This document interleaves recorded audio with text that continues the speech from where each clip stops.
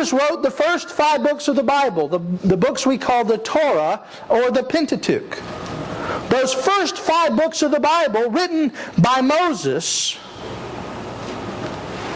is how far he went back. He went back to the earliest of prophecies. And what I want to do this morning is something a little bit different. I want to bring out what was likely a part of the conversation of Jesus and the 2 men, or the 2, on the road to Emmaus. Now you may say, well, Pastor, you don't have the right to conjecture what Jesus said. Well, let me say this about that. I've already said I don't know exactly what He said. But I do know this. It says right here, He went to Moses and to all the prophets and explained to Himself from the Scriptures. So what I want to do this morning is I want to show you from the Old Testament who Jesus is. And what I believe He would have said to those men on that road. I believe He began by explaining the symbolism of the Old Testament sacrificial system. I think that would have been the natural place to start. In the Old Testament, there was a series of important sacrifices that were prescribed by God to His covenant people. Each of these sacrifices had strict rules that were intended for the people to keep. And every Old Testament sacrifice, remember this, every Old Testament sacrifice, every one of them pointed to Christ. Hebrews tells us that. We're studying Hebrews on our normal Sunday morning series. And Hebrews tells us the blood of bulls and goats cleanses no one. That the blood of the bulls and the goats were for the purpose of pointing towards Christ's blood. That's what they were for. None of those animals' blood brought about propitiation. Every one of those animals' blood was bringing about a finger pointing towards the cross. We begin by looking at the Passover service. And at our church, we're very familiar with the Passover service because every year we actually celebrate the Passover service. Thursday night, we celebrated the Passover service. And the Passover service remembers the sacrifice instituted by God on the night that He brought the 10th and final plague on the people of Egypt. God told Moses, "Instruct your people to take a lamb and kill the lamb. Then they will take the blood of that lamb and sprinkle it across the doorpost and the lintel of the house as a sign of who they were." Then as the Spirit of God moved through the camp, God would see the blood on the doorpost, and He would not bring judgment on that home. Every home throughout the land of Egypt that did not have the blood of the lamb sprinkled upon the doorpost would lose the life of the firstborn in the home. Now fast forward from there to the time of Jesus.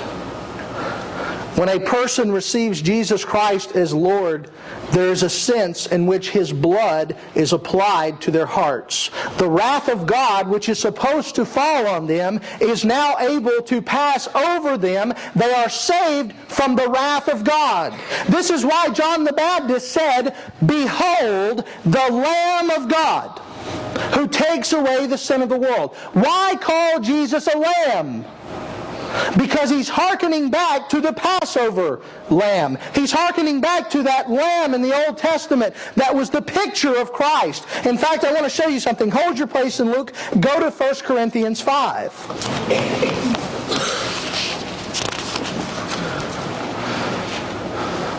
1 Corinthians 5 verse 7. The Apostle Paul is talking about how to clean our lives and how we are to clean out the leaven, which is a representation of sin. And he says in 1 Corinthians 5 verse 7, "Cleanse out the old leaven, that you may be a new lump, as you really are unleavened.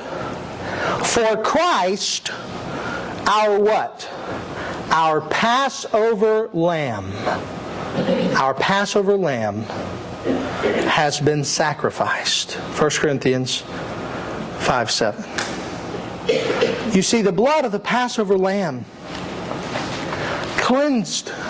It was the blood of protection. It was the blood of safety. It was the blood that if you are outside of this protective blood, God's wrath will fall upon you. But if you are behind this blood of protection, if you're behind this shield of protection, that blood keeps the wrath of God from falling on you.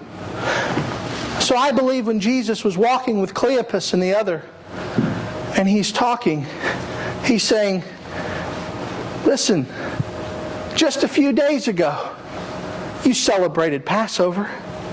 Just a few days ago, you celebrated the meal. And the man who died on the cross was the Lamb. I think that's the first one he would have pointed out. But I think there was another.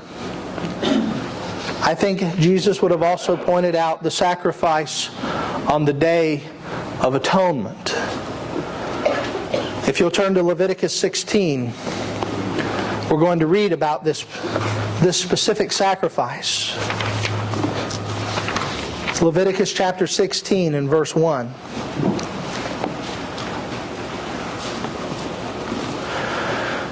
Once a year, the high priest of Israel would go in and make atonement for the people. This was called Yom Kippur, or the Day of Atonement. And on the Day of Atonement, he would go in and he would offer atonement for the people of Israel. And here's what it says in verse 1 of Leviticus 16. The Lord spoke to Moses after the death of the two sons of Aaron, when they drew near before the Lord and died. And the Lord said to Moses, tell Aaron your brother not to come at any time into the holy place inside the veil, before the mercy seat that is on the ark, so that he may not die. All right, real quick, just to give you an idea of what's going on. Inside the temple, there were two areas. There was the holy place, and there was the Holy of Holies, the most holy place. That was protected by a veil. He tells the high priest, do not go past that veil, or you're going to die. It's not a place to go in there and hang out. That is the most holy place in Israel. It's where the Ark of the Covenant sits. It is where we're going to make the atonement. Then he says, for I will appear in a cloud over the mercy seat. Verse 3. But in this way Aaron shall come into the holy place, with a bull from the herd for a sin offering, and a ram for a burnt offering. He shall put on the holy linen coat, and shall have the linen undergarment on his body. And he shall tie the linen sash around his waist, and wear the linen turban. These are the holy garments. He shall bathe his body in water, and then put them on. And he shall take from the congregation of the people of Israel 2 male goats for a sin offering, and 1 ram for a burnt offering. Aaron shall offer the bull as a sin offering for himself, and shall make atonement for himself and for his house. Then he shall take the 2 goats and set them before the Lord at the entrance of the tent of meeting. And Aaron shall cast lots over the 2 goats, one for the Lord and the other for the Azazel. And I'll explain that in a moment. And Aaron shall present the goat on which the lot fell for the Lord, and use it as a sin offering. But the goat on which the lot fell for the Azazel shall be presented alive before the Lord to make atonement over it, that it may be sent away into the wilderness to Azazel. Very quickly, here's what's happening. The priest would bring an offering for himself to cleanse himself. He would then take 2 goats. One would be sacrificed, and the blood of that goat would be taken and sprinkled on the mercy seat, which was the top of the tabernacle, the top of the Ark of the Covenant. And that blood would represent the separation. It would represent God's wrath being atoned for. The sin of the people was being covered by that blood. But there was a second goat. The second goat in the English Standard Version of the Bible, which you have, says Azazel, right? The English Standard Version says Azazel. But your other Bibles, your New American Standard, your King James Bible, and Bibles like that, say what? Scapegoat. The word Azazel, translated scapegoat. The English Standard Version keeps the Hebrew rendering of the word, but here's what it was. A second goat would be prayed over.